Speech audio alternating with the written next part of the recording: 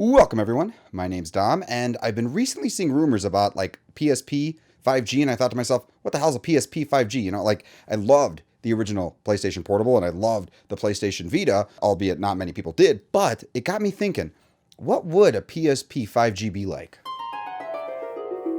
Oh my god, I can't believe how cool this next-gen PlayStation Portable is. Oh, I could totally see this thing replacing my phone. It's got 5G, I bet I can even stream like Ultra HD video on this thing whenever I want.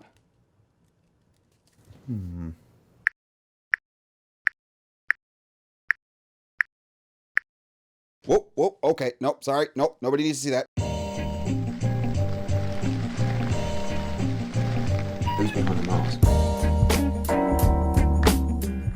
Okay, so what's the premise of this video? The premise of this video is that, you know, for a while there I thought Sony was not going to make any more handheld PlayStation portables, right? The PS Vita was infamously a flop overall, and while I still actually have my working day one 3G original PlayStation Vita, I honestly never thought that Sony would jump back into the portable game, but considering the success of the Nintendo Switch, I'm willing to bet that that has something to do with it. And so I wanted to make this video to kind of cover the PSP and the PS Vita and talk about some of the great things those consoles did and the not so great things those consoles did. And at the end, kind of like share some ideas and hopes that I have that that Sony will really focus in on and make this portable, if it's in fact true, like the greatest PlayStation portable that they possibly could. So the original PSP was launched in the United States back in March of 2005. It was awesome. It was the hottest item that you could have as a high school kid. The PSP really like resembled a PlayStation controller, right? It had the triangle, the square, I call it square, not box, not anything else, the circle, and the X, I call it X, not cross, not anything else. It had an L button, it had an R button, and a single little nub joystick slider thing. I'm not exactly sure what Sony was going for with that. I mean, for the most part, for most of the games, it worked out just fine, but the fact that like first-person shooters were becoming so popular during that time, I was just amazed that Sony didn't use that as an opportunity to put two like thumbstick, joystick, whatever the hell you want to call them, on the actual PSP. PSP also had a removable battery. They later introduced like an upgraded gold battery that had like an extra hour of playtime. I totally bought one of those. I totally threw it in, and I mean, yeah, it gave me a little bit of extra power, but whatever. The PSP also used these things called memory stick duos for storage. It was like effectively like your standard SD card today, but it's a proprietary Sony memory stick. You could put them in like camcorders and digital cameras at the time before like cell phones were, you know, your primary digital camera. And I mean, the storages at the time were like large, like they were massive for the time. I remember when I got my like, first 2 gig stick. I know, think about it, right? Like 2 gigs. Now you can get like a terabyte on a thing that's, you know, the size of one of your hairs. But yeah, at the time, like 2 gigabytes was, I mean, that was awesome. And the PSP used these things called universal media discs. So I think the idea was that Sony wanted to not only include games that they could sell you for the PSP, but videos and music, because I mean, there were like, I think I bought like a couple movies, and I am almost positive that they sold music. It was rare. Like I don't think I actually ever saw it. I think only ever saw it online, but yeah, it was effectively like this little like floppy disk CD DVD thing that you would, you know, it was like wrapped in a little plastic shell. You'd pop the tray open and a little spring thing would happen. You throw it in there, and it was like a legit, like there's a little laser lens and everything in there. You just like scan it up. There was a later variant of the PSP called the PSP Go, which is effectively like a sidekick version of the PSP. You know, you slide the thing open and it had some controls. The PSP also had awesome games. Grand Theft Auto Liberty City Stories, they made a Vice City Stories, they had Final Fantasy Duodecim Dissidia, Final Fantasy VII Crisis Core, Tekken Dark Resurrection, Wipeout Pure, Midnight Club 3 Dub Edition! But as far as Sony was concerned, the biggest problem that they were having was people exploiting the console. Jailbreaks, exploits, everything that you could possibly think of. The console was constantly getting hacked over and over and over again. I knew a lot of friends who were hacking their PSP, pirating games. The initial exploit was actually found on Wipeout Pure. Like Wipeout Pure had this way of downloading digital content after the fact, and it had this built-in like web browser thing, and with a simple DNS redirect trick, which would effectively make the web browser that was installed in the game go to like a special designed website. It was effectively a way to get a browser into the console before like Sony actually had like a first-party web browser built into the thing. And then from there, people started loading in code and exploiting and finding out all sorts of different things about the system. But without question, the PSP was beloved and incredibly successful. Sony did introduce with the, I think it was the version 2.0 update, an actual like built-in web browser, but yeah, that didn't stop people from still finding ways to exploit the PlayStation Portable. There was another thing too Sony released was like a cell phone, the Xperia Play. display. It was like effectively like a PSP Go, the little slide up thing, but it was a cell phone. It was part of their like cell phone line, which was I never quite understood. Like, I guess I got what they were going for, but if it couldn't play PSP games, then what was the point? I don't know. And then in 2012, before the PlayStation 4 launched, Sony announced the Vita. The PS Vita. Vita means life, whatever the hell any of that stuff means. This thing was a powerhouse. It had every technology they could possibly cram in it. It had a quad-core processor, an OLED display, not one, but two actual joysticks, no more slidey thumb thing. It had a touch screen. It had a rear freaking touch screen. Two cameras, one in the front, one in the back, GPS, Bluetooth, Wi-Fi, albeit it was only like 2.4 gigahertz Wi-Fi at the time, but I'll still give them credit. A built-in microphone and 3G, but only on some units. My unit was actually the one that they released a week before the official launch, whatever the hell that means. It was a special 3G bundle. It was $50 more than the base Vita, and it didn't actually let you play games online. Like, it was promoted as a way to download scores on the go and find other Vita players on the go. It was like a $10 a month service. It was on AT&T here in the States. And yeah, needless to say, I never ever used it. I never found any value in it.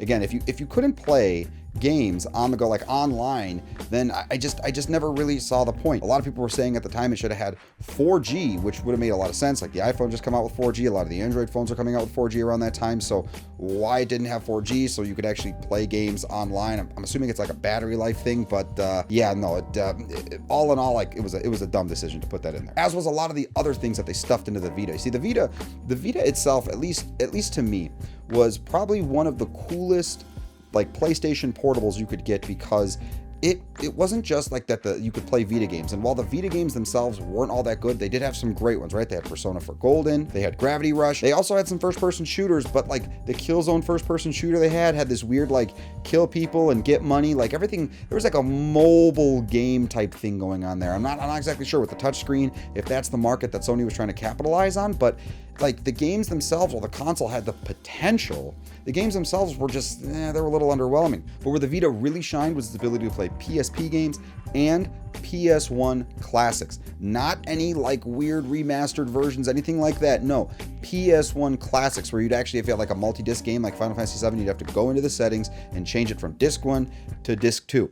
And that came with like all the bugs and all the exploits and everything like that, the original graphics. And I used my Vita for like 99% of its life as a PS1 and PSP like emulator, whatever the hell you want to call it, than an actual PS Vita. I did play Vita games a lot. I played a lot of Persona 4 Golden. I played a lot of Gravity Rush. I played a lot of Wipeout and all the different games that they made for it. But like at its heart and soul, that's what I used it for. And with access to the PlayStation Store, like it made it really easy to download all that stuff. But the biggest, I think, like major gripe I had, even outside of not having many games, was the stupid little proprietary memory cards. They were decent in size, unlike the memory stick duos of the time, but mind you, I mean, games were much bigger than they were back then, and they basically had like a 4 gig option, a 16 gig option, I think there was an 8 gig option, 32, 64, and they were proprietary, and they broke. Like after 32 gigs, like they had this habit of breaking. A lot of people reported them breaking. I had a 64 gig for a really long time, but I never took it out of my actual Vita itself. I did at some point like drop some water on the console. Actually, like one side of it kind of dunked into a little bit of water. I had it by the sink. I know it's okay though, because I ended up replacing the boards, and it was a little tough because it was a 3G board and it was this whole fiasco. I take the memory card out and I lost I don't know how many years, hundreds and hundreds of hours of saves, and just yeah, it was not a good day. But with my Vita nearing like almost 10 years old, the thing still turns on, it still works, it still plays games. Yeah, it needed a little reconstructive surgery, but like the thing itself is just, it's awesome. It's a great way to make like a throwback into, you know, like the era of old, the era I grew up in, the era a lot of people I know grew up in. And that brings us to this, whatever the hell this PSP 5G thing is. Now, I have a few thoughts on 5G, and I want to do a rant on 5G, but you know, I'm going to include it in here. 5G is not ready yet. I have 5G. I have the 5G on my iPhone. I have 5G on my Galaxy Note, and the performance is underwhelming. It's underwhelming for the heat that's produced. It's underwhelming for the data speed you get. It's underwhelming for the coverage you get. Like, it's just, it's not great. And since 4G and LTE and all that stuff like that have been so well developed, honestly, I don't think realistically, if they are going to make another PlayStation Portable, that Sony should put 5G in it. Like, I think they should just stick LTE in it if they're going to make it cellular. Realistically speaking, I don't think they should put any cellular signals in there. I'm going to go through the list here of the things that I hope that this console is. And first things first, like, it's going to sound shocking, it's going to sound crazy, but do not make PSP 5G games. Instead, as crazy as that sounds, instead, make it cover the entire previous library of all PlayStation consoles. Not PS4 stuff, but imagine, just imagine if you will, it plays every PS1 game, every PS2 game, every PS3 game. And I know that's a tall ask, but remember, the PS3 came out in 2006, and the cell processor that ran those games, albeit incredibly complicated, was the size of a postage stamp. So I'm willing to bet with today's technology, we can manufacture all those things on one little chip, and it can be incredibly power efficient. Hell, at the very least, just put like a cell processor in it and then just like load up a really good PlayStation 1 and PlayStation 2 emulator, albeit if you want like the true experience, they need to be the original processor architectures from the PS1 and the PS2, but even so. And if it could play the PSP games and the PS Vita games, like everything PlayStation before the 4, and give it like an actual internal storage, like have different storage options, do like 128 gigs, 256, 512, and a terabyte, like some version of those.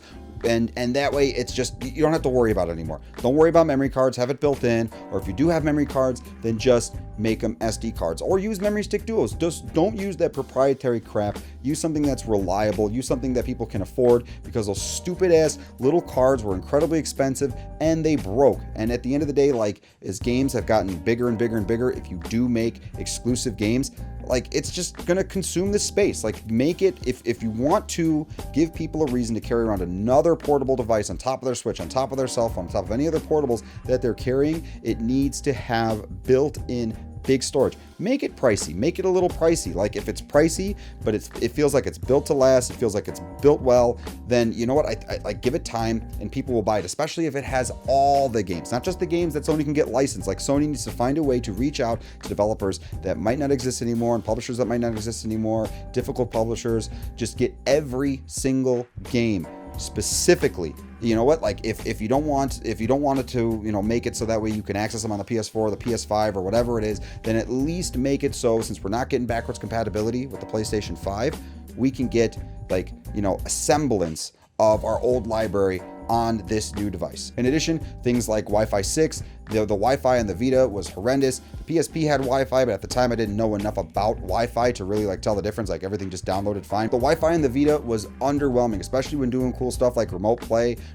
You could basically use the Vita as a way to play your PS3 and your PS4. Was it PS3? I think it was PS3 remotely. It was really cool. You could even play it over the internet, but because the Wi-Fi itself was so unreliable, it just didn't perform all that well, so I rarely ever did it. In addition, if it's possible, get that focus 1080p, 60 frames per second. All the games, upscale them, do whatever you have to do. The same experience. Screw all the gimmicks. Don't worry about cameras. Don't worry about GPS. Don't worry about any of that stuff. Get rid of all of that fluff stuff. No gimmicks, no rear touchpad, because that thing was weird as hell, and I don't think anybody ever used it unless they were absolutely required in order to play their game. You want to put an accelerometer in there in order to be able to simulate the 6-axis for PS3 games and stuff like that? Cool, definitely do that. Those things are cheap and easy and stuff like that, but just no gimmicks. That's kind of the big point of this video overall, is if this is true, if this is real, no gimmicks. No gimmicks. Seriously, Sony, just no gimmicks. No weird stuff, no weird this, weird that, no showcase game